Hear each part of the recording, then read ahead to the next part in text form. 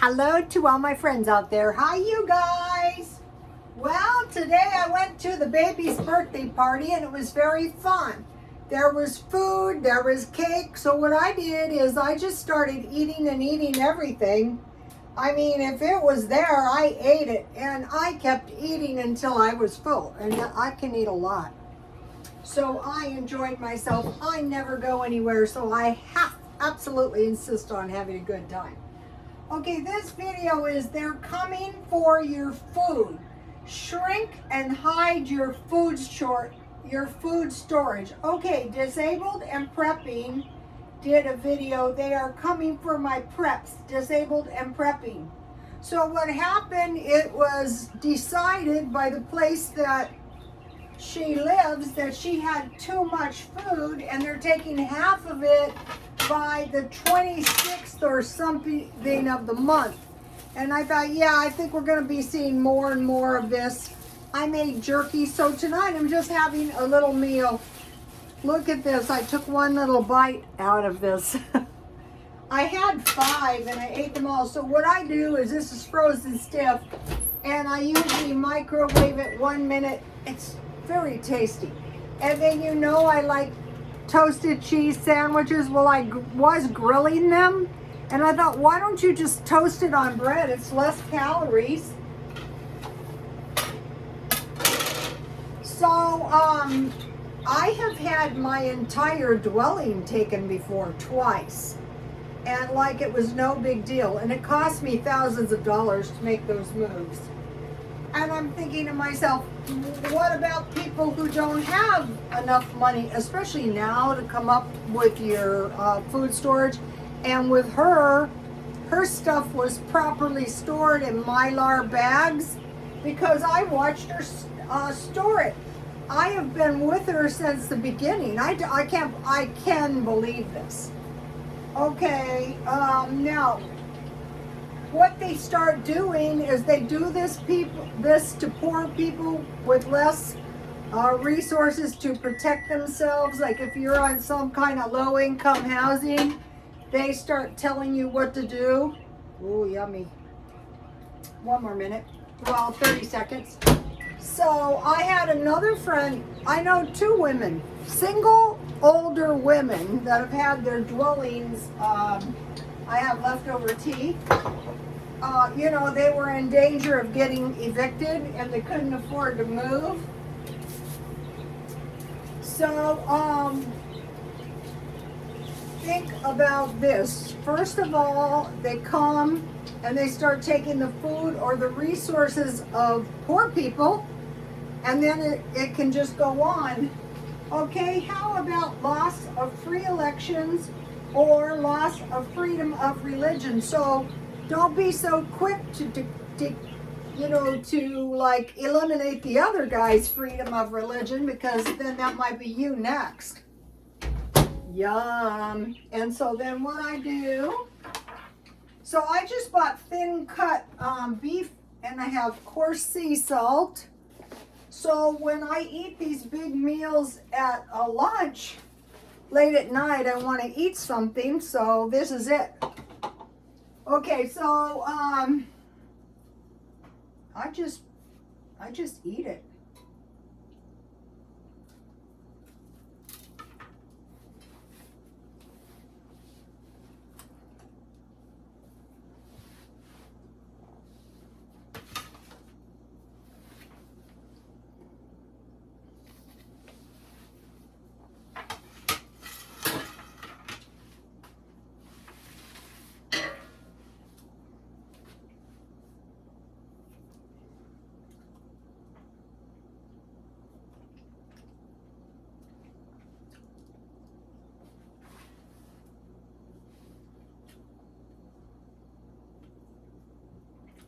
Sorry, you guys. So,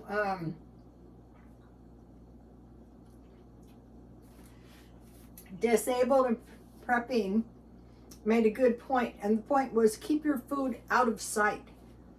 And like, my food is all over the place, and I thought, wow, I'm so glad you posted that, because I'm going through my food and I am making adjustments.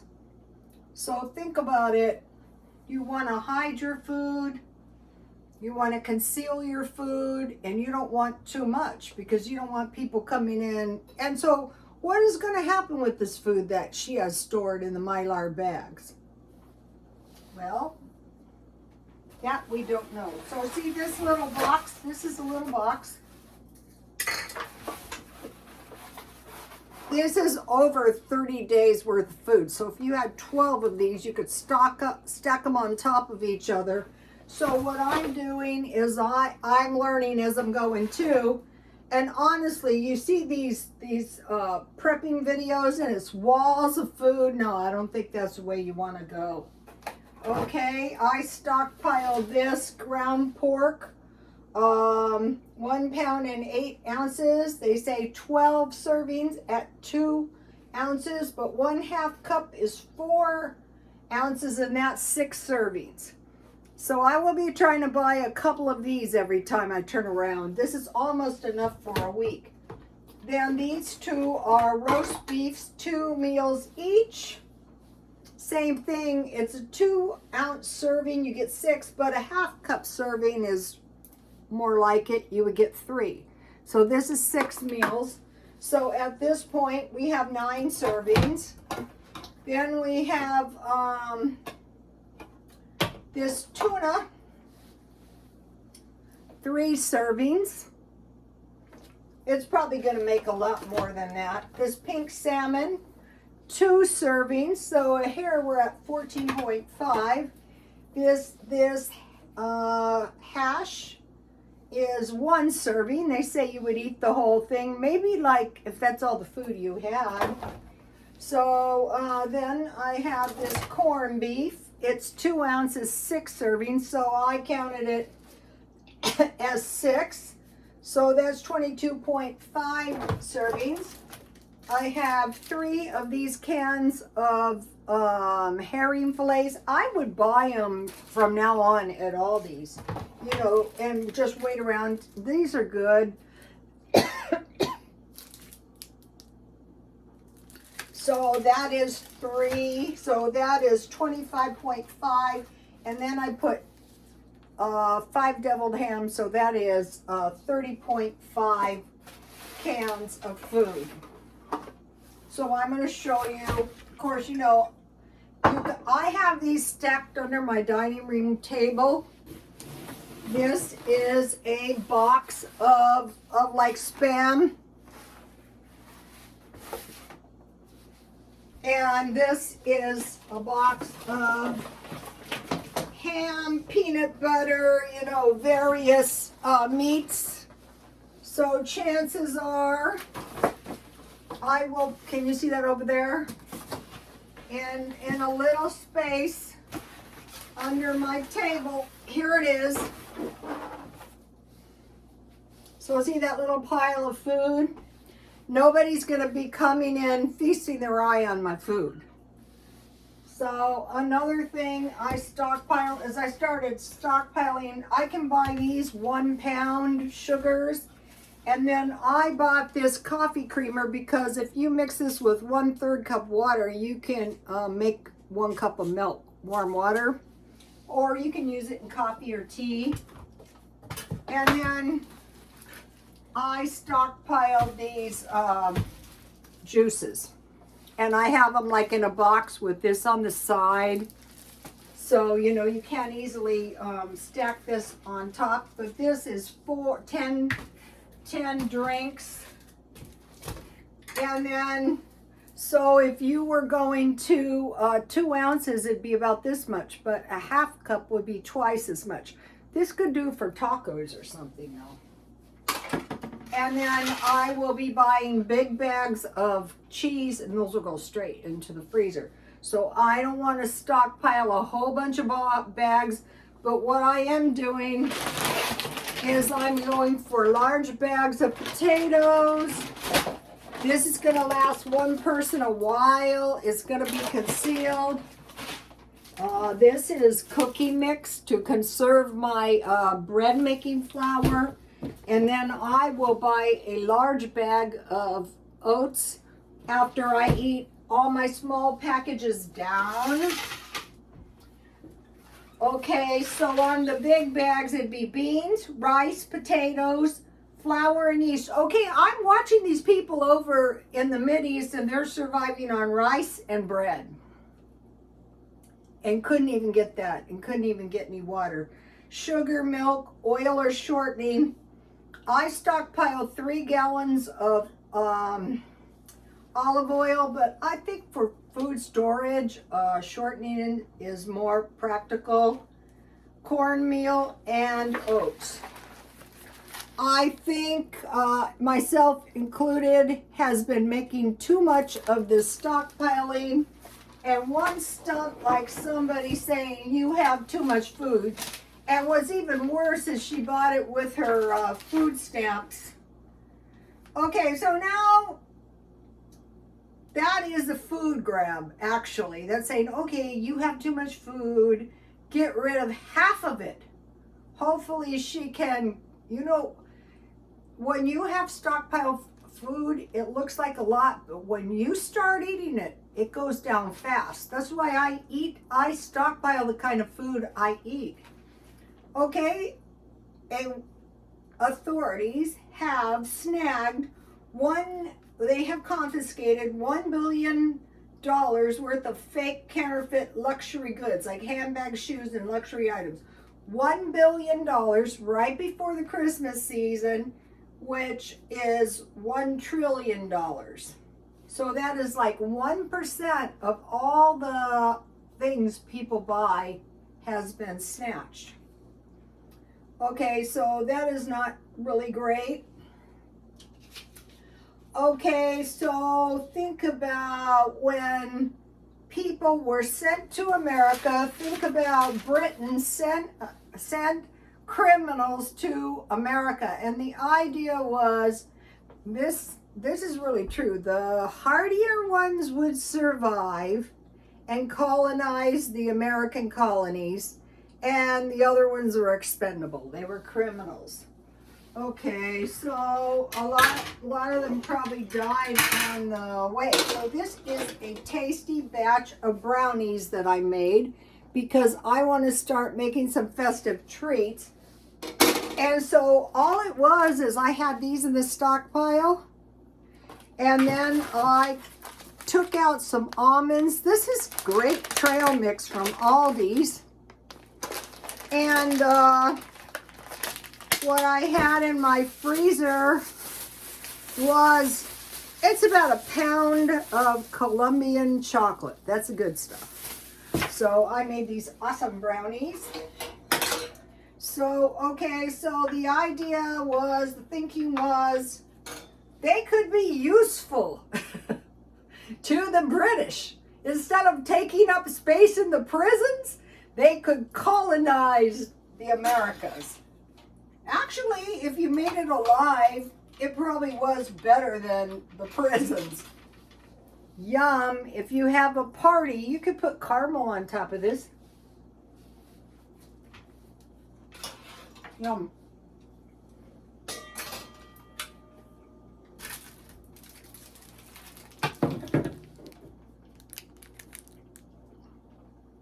This is a bluey cookie that my daughter-in-law's friend made. They're so delicious. I saved mine.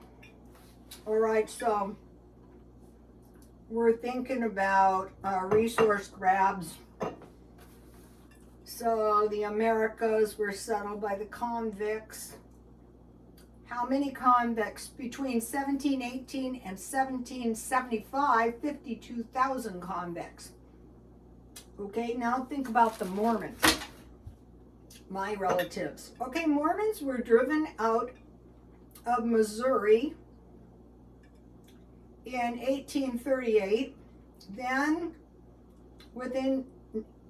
they went to Nauvoo, Illinois, and within 2 years of Joseph Smith being killed, angry mobs forced them to depart. And how many of these angry mobs? 1,000 men. Homes were under attack with guns, cannons, to drive the Mormons from the state.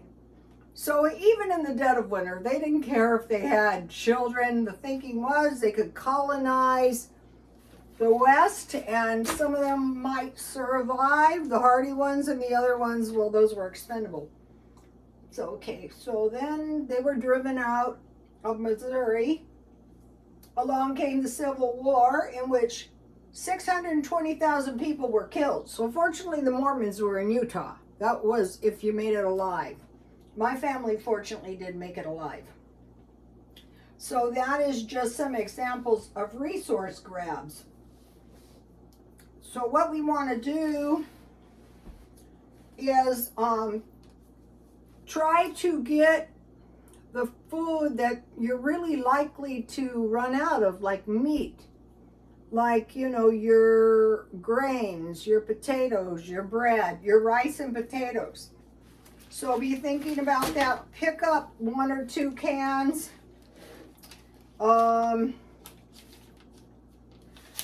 Every now and then. Okay, I watch the prophecy channels.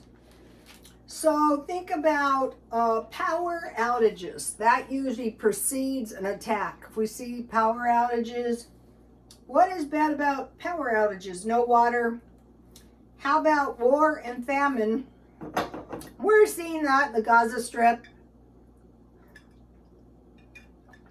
But they're predicting the Great War. So I would assume that would be a worldwide war.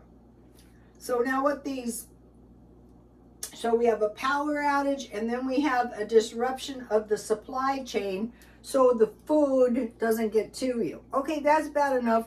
They're predicting in November 3 days of darkness. I have already talked about the 3 days of darkness. The main thing is you want food and water in the house, especially water. Okay, now there's some predictions. These are on the prophecy channels. I'm not saying this, but I'm watching for this kind of stuff. I'm watching for free elections, freedom of religion, resource grabs, whatever they might be. Okay, France fires. Italy, Venice waters on the Grand Canal fires. Rome fires, including the Vatican. So did God send these fires from heaven?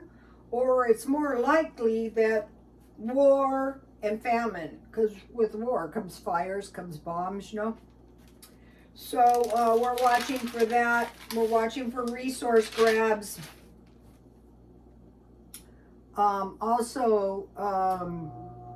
You want to think about how can I stockpile a little dairy of some sort. So during the Depression, there was no eggs. How are you supposed to grow chickens in a city? No cheese, no butter, no milk. So there is storable cheese. It's not the best. And make sure you get whole milk and check the grams of protein. And then make sure you have oatmeal.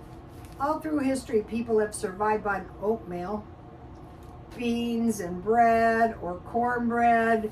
So I thought that was just the best video. I mean, that is horrifying to think someone's going to come into your house and say, okay, you have too much food. The solution to too much food storage is you want to eat it down like me. I don't plan on spending any money until the end of the year. How am I supposed to survive? Well, I'll be eating the stockpile.